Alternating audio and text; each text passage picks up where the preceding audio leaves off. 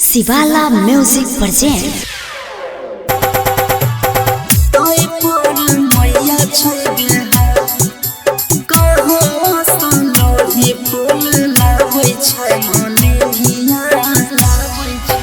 Music director DJ Nitish Rai Mangra Nawada. माँ दहला recording studio.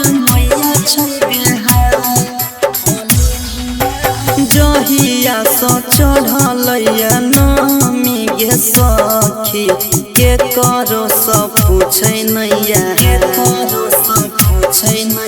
जहिया सो चढ़लैया नामी गे सखी के करो सब पूछे नैया कहवा सो लोढ़ी फूल लाबै छै मलिनिया तै पर मैया छै देहाय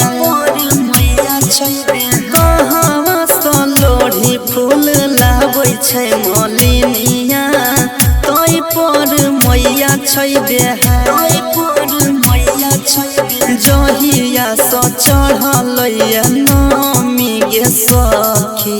के करो सो पूछै नैया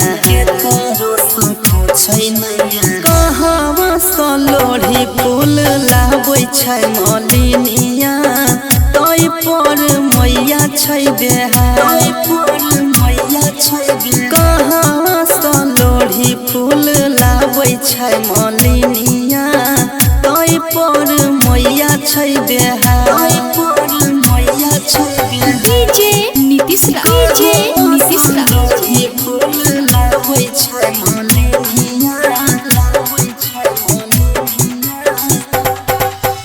मंगरा नवादा।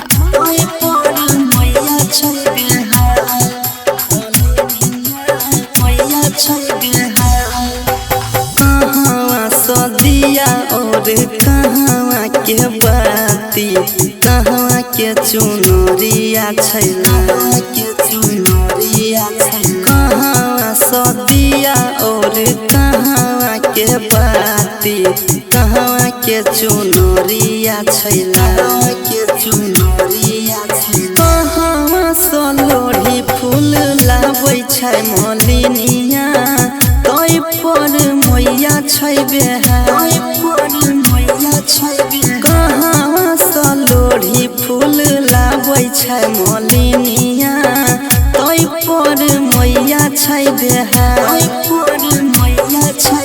कहवा सो दिया और कहवा के बाती कहवा के चुनरिया छै कहवा सो लोढ़ी फूल लाबै छै मलिनिया तै पर मैया छै बेहाय कहवा सो लोढ़ी फूल लाबै छै मलिनिया तै पर मैया छै बेहाय डीजे नीतीश राय लोढ़ी फूल लाबै छै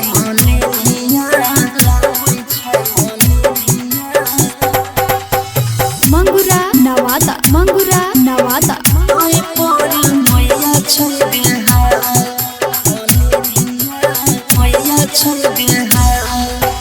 कहवा के बाली आ कहवा के लाली कहवा के गजरवा लागल कहवा के बाली आ कहवा के लाली कहवा के गजरवा लागल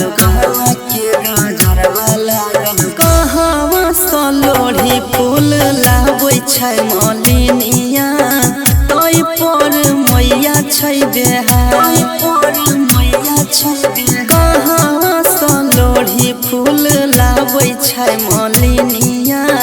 तै पर मैया छै देहाय जहिया सो चढ़लैया नामी गे सखी के करो सो पूछै नैया कहवा सो लोढ़ी फूल लाबै छै मलिनिया तै पर मैया छै देहाय